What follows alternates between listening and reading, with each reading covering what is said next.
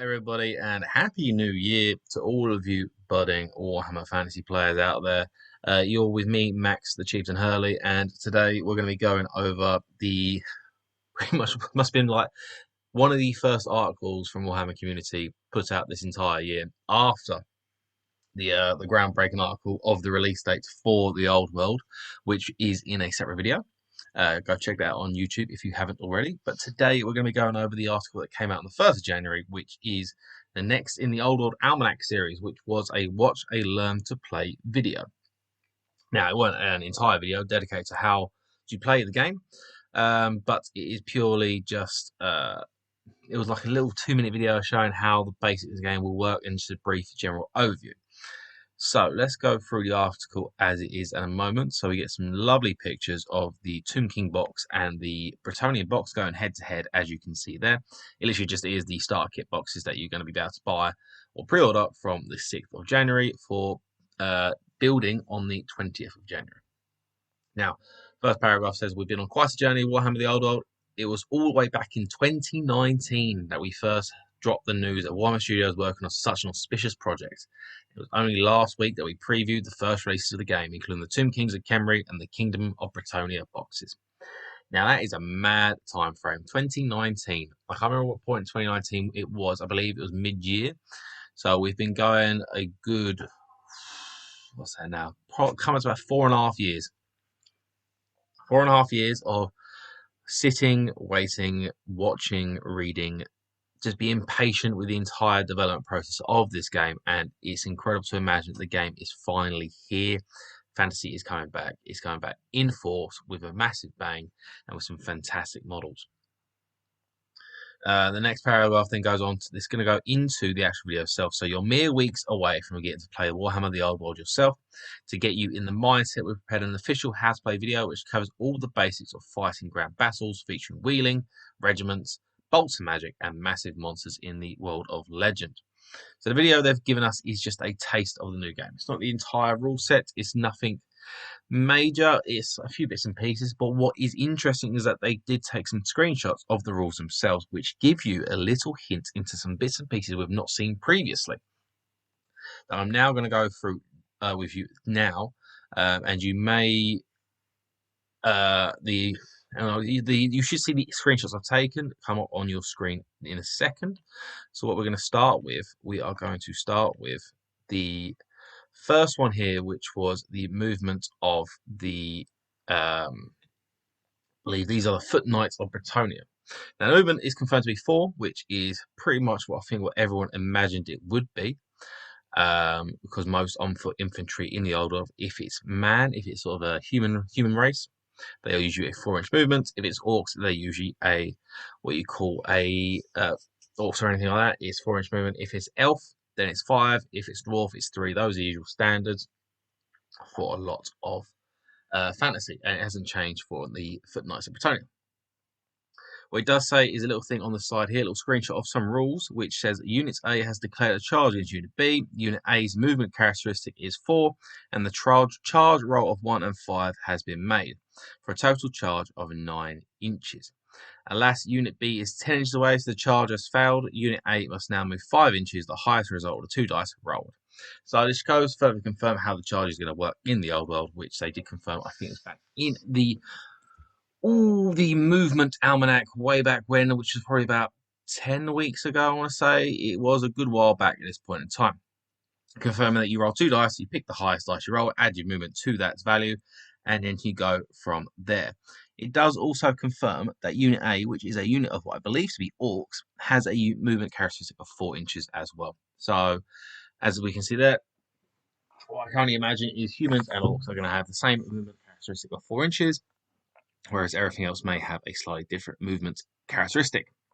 Beyond that, there's not much more to go from with this little picture. It's quite an interesting one, but it's not as interesting as some of the others we're about to go through as well. So the next one is the skeleton chariots. Now these have been confirmed to have a movement of 9 inches. That's just all this picture shows, have a movement of 9 inches. Rules wise, they didn't show anything else for the rules wise of the skeleton chariots, no points values, no nothing like that. but it just means that the Tomb King chariot has gone up, I believe, by an inch in movement, which may go along the way to help solve how the actual unit itself plays in game. Because in 8th edition they weren't particularly good. I think we can all agree on that.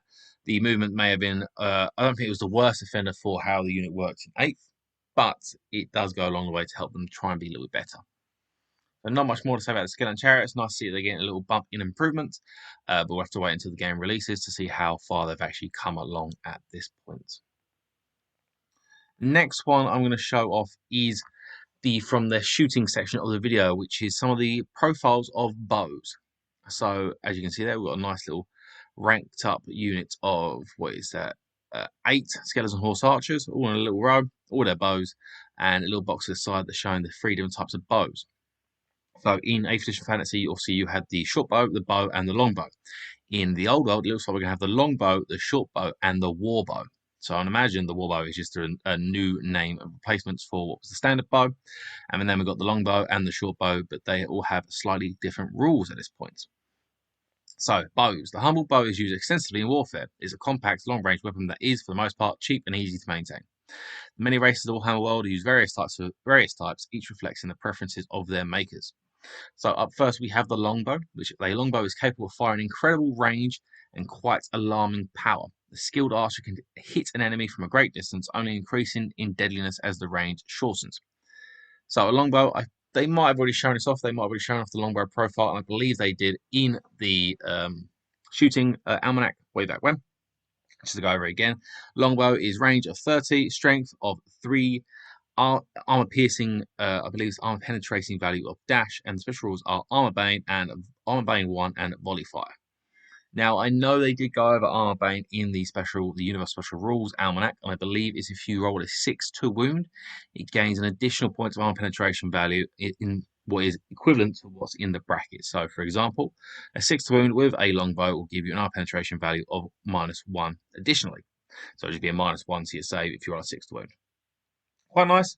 Volley fire, they haven't gone over what it actually does, but if we're going by how shooting and you can only shoot in the front rank, it might mean that volley fire means you can shoot either the second rank or multiple ranks after the first.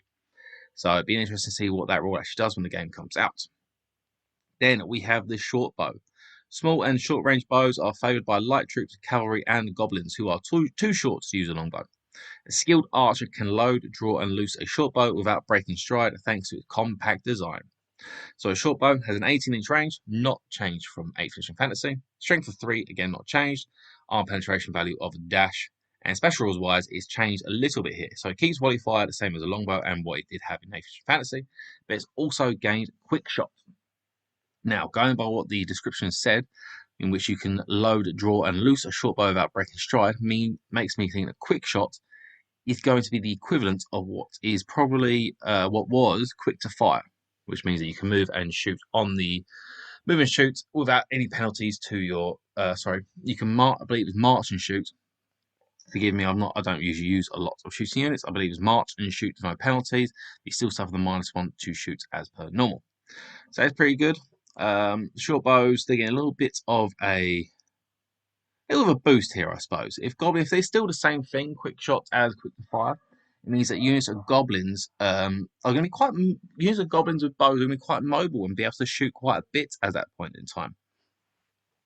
Meaning that they can move, from what I can only imagine, will be 8 inches a turn and still be able to fire their bows on the move. So whether or not that's going to be the case, I'm not entirely sure. It'd be quite interesting to see if it is so, and it'll make the shooting capability of an Orcs and Goblins army a little bit more different than it is currently in 8th edition. And then we have the warbow. So this is the most commonly seen type of bow that can be best described as a warbow. Often made from composite materials and cunningly recurved, a warbow is designed to transfer the strength of the archer directly into every shot. So this is what was commonly known as the bow in 8th edition. Pretty much everyone that wasn't an elf or a goblin or an ungor had a bow, if you had a bow anyway. There's not a lot of units that had long bows outside of elves, and not a lot of units had short bows outside of orcs and goblins. But the warbow is a 24-inch range, same range as it is right now. Still has volley fire as a special rule. Again, don't know what it means. It might mean that you'll be able to shoot in the second rank or in multiple ranks after the first. But the major difference here from the warbow to the bow of the current 8th edition rules is that the strength value is strength S. Now, we haven't been told exactly what strength S means, but I can only begin to imagine that strength S might be in strength of user, which is the case. It means that bows are going to be varying from time to time with depending on who's using them and whether or not they're going to be as strong. For example, if you've got a human wielding a bow, and if they're still going to have the same strength of 3, then your bow will be strength 3, which means that your warbow won't be any different from how it is in 8th edition fantasy. However, if you've got stuff that can use regular bows, like at the moment, Savage or Biggins can use regular bows, then it might mean that your Savage or Biggins with war bows at this point, are going to be strength 4, which is an interesting change. It'd be quite, that's going to be a little bit of it's going to be a little bit of a tricky one to get used to the idea of that, because people are going to be thinking, oh, the bows are strength 4, the strength 3 base, not going to do a lot of damage. But depending on what's being used, it'll open up a lot of different ideas on how to use your bows in game. It might mean that shooting becomes a little bit more prevalent, with the fact that Autumners may already be known as a bit of a shooting faction, depending if you go down that route. It just might mean that the bow shots from the Autumners are a little bit more penetrating, or they hurt a little bit more. Not penetrating, because they have no arm penetration value. But having strength 4 might make them go a little bit more along the distance. Interesting from the bows. I've said the word. I can't stop myself saying it. It might make shooting a little bit more fluid and a little bit more dynamic, rather than just having strength 4 across the board. It's going to be weird to see. It's going to be fun to see how the Wood Elves play into this, because obviously they had all their Azrai bows and the different enchanted arrows. It's going to be different to see what you can pull out, what the Wood Elves can pull out in terms of being different from just having a warbow or a longbow or a shortbow. Right, on to the next one, which is the profile of one of the new special characters, which is Lady Elise Duchard. So Lady Elise Duchard, she was the model that was promoed or revealed, I believe it was at Nova 2023 back in October. Don't take my word for it, it was such a long time ago, and a lot of stuff's happened since then. But they've actually shown off the profile for Lady Elise Duchard, and they've also given off her points value and how some of her basic sort of rules. They haven't gone into detail what she actually does rules-wise, but they've given a list of her special rules. So Lady Elise Duchard is a prophetess. She may be included in any Kingdom of Bretonnia army made using any army composition list that includes this option. She must be fielded as presented here. So what that makes me think is that with stuff like the Grand Army of Bretonnia, which is going to be in the Forces of Fantasy book when the game is released in a couple of weeks' time, any army that requires you to have a prophetess, or if it gives you the option for a 0 to 1 option for a prophetess, means you can take Lady Elise Duchard instead in those roles. Gives a little bit more flexibility. It means that you aren't just going to be sort of cutting her out entirely. I mean, if you wanted to use this army, you aren't going to be able to use a Lady Elise because she does count as that prophetess. Stat-wise, she is movement dash because she has her unicorn, which is Ariandir, which is going to be movement 10, so she's going to be quite quick. Both her and Ariandir on the level of skill 4. The skill 3 for Elise, but it don't particularly matter. Strength 3 for her, strength 4 for Ariandir. Toughness 4 and 5 wounds. So that is probably going to be a combined profile of a unicorn, which means if you're mounted on a unicorn, by the looks of it, I would only imagine you're getting +2 to your wounds at that point in time. She's initiative 3. She is a human after all. She's a prophetess. She's not needing to be fighting. But Ariandir is initiative 5. Unicorns have always been quite quick, and good to see that isn't changing in the new game. She has 2 attacks, as does Ariandir, and she's also leadership 8. So I believe prophetesses in 8th edition fantasy were also leadership 8, so that ain't changing. And it's also given us her points value. So she is worth 225 points. Now, with what they've said being most OL games being around 2,000 points, it means that just over, what is that? It's just over 10% of your army is in Lady Elise Duchard. So she seemed pretty cheap for a Lord level special character.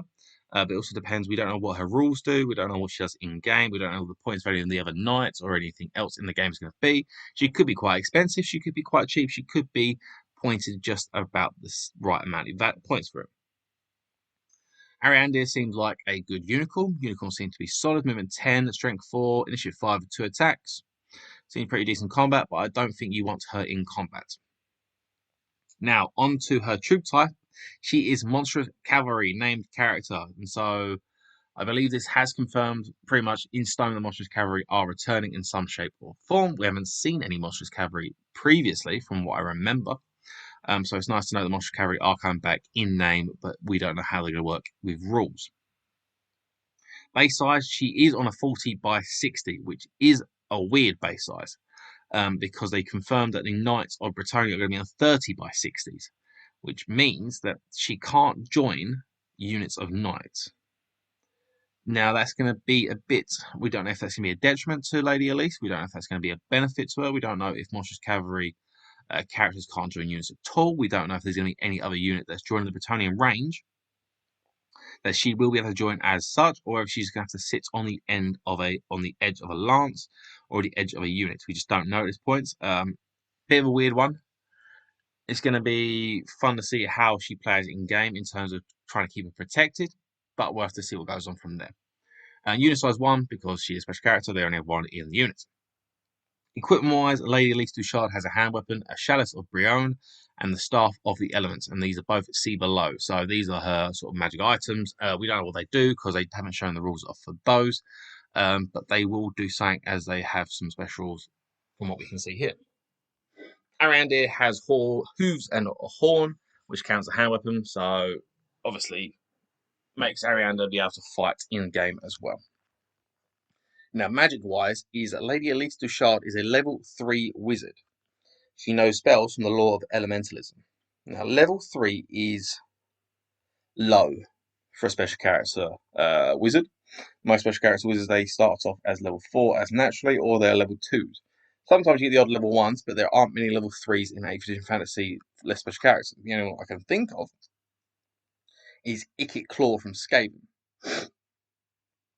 And level 3 is a bit of a detriment to him because it means that he doesn't really take up the full force of being a level 4 caster.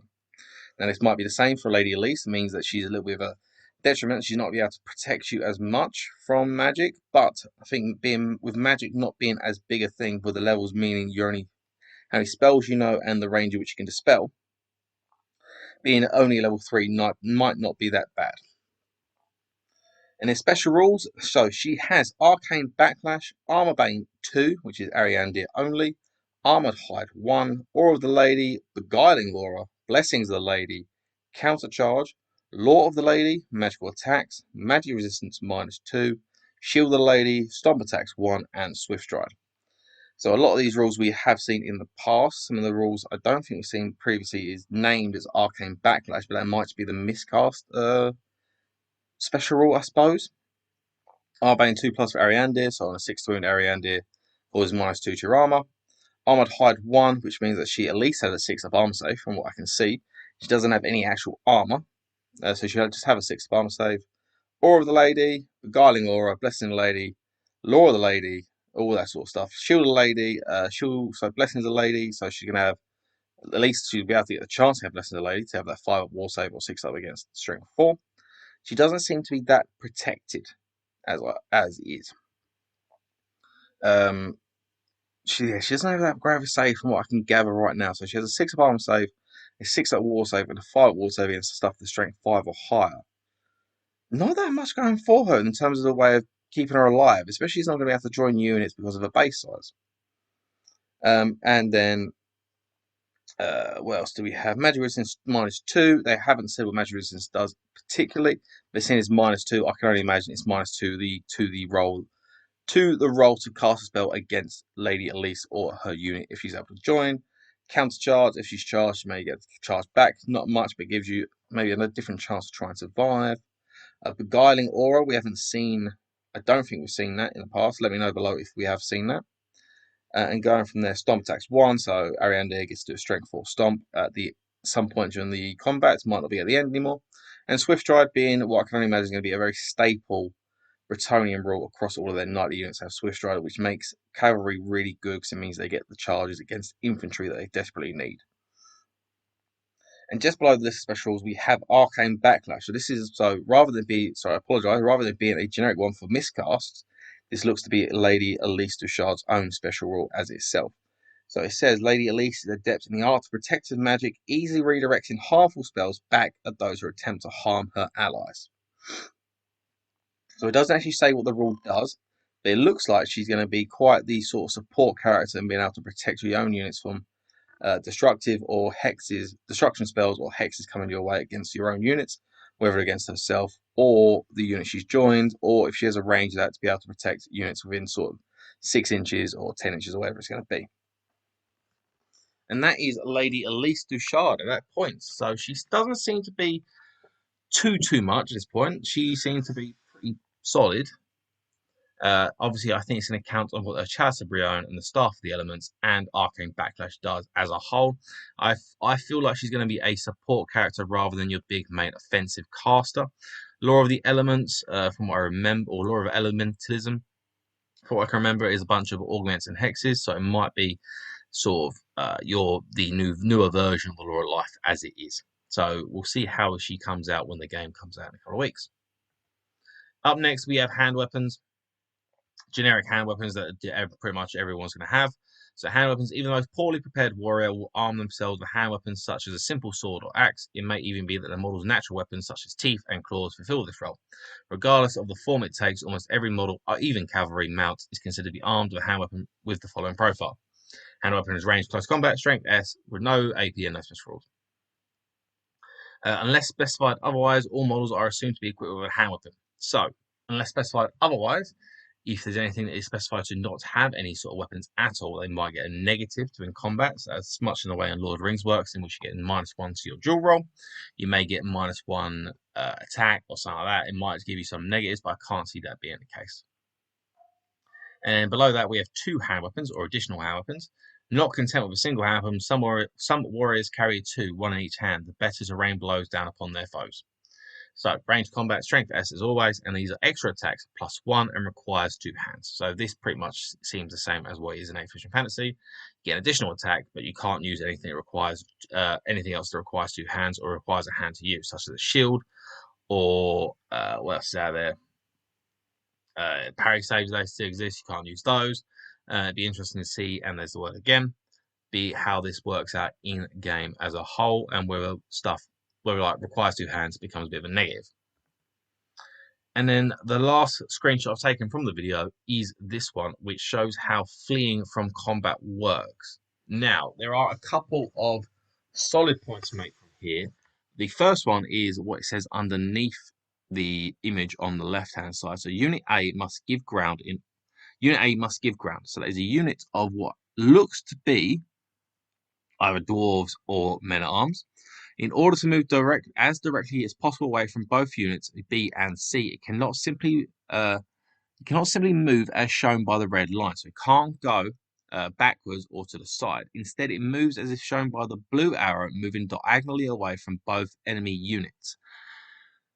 Very, very different from what it is at the moment. So currently in 8th edition fantasy, if you're fleeing from combat, you flee from the largest unit. If both units are equal size, then I believe it is randomized. But now is not the case. You move in a diagonal away from each individual, away from the majority of the units.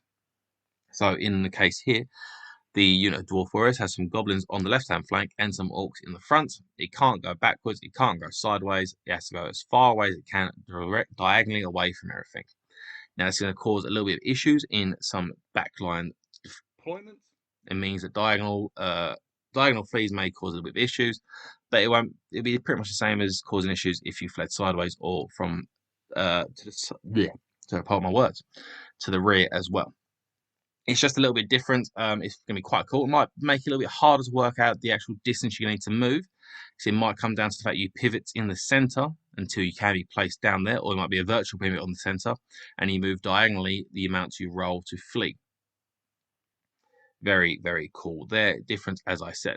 Another thing that I've picked up on here is that the orcs themselves, if you look at the orcs when they're placed in base-to-base contact with the dwarves they're in contact with, you can see that the orcs are a larger base size. Now, we know that 20 mil square bases have gone up to 25 mil square bases. The fact that the orcs are on bigger bases makes me think that the orcs themselves are on 30 mil bases. And we know that 30 mil bases are coming into the game because they showed those off in the pre-order reveals on the 31st of December. Now, the fact that basic orcs are now going to be on 30 mil squares makes me think that anything that's currently on a 25 mil square, namely Warriors of Chaos, Beastmen, Demons, orcs, other orcs types of black orcs and savage orcs, means that they might all be going up to 30 mil squares. Now, there was an article in the past I've been told that Games Workshop said that not everything on the 25 mil square will be going up, or not everything on a base size currently on will be going up to the next base size. I don't know how true this is. I think that most things on the 25 mil square at the moment will be going up in base size, so keep your eye out for that. It might make rebasing a little bit more challenging, or if you're going to be extending or using modular movement trays to imagine the width of the unit, it's going to make stuff a little bit more difficult to sort of rank up or to figure out for yourself for in games. But very cool, and it means that I'm going to have to look at seriously rebasing all my armies because the majority of them are on 25 mil bases. Now, that is all of the screenshot I took from the video.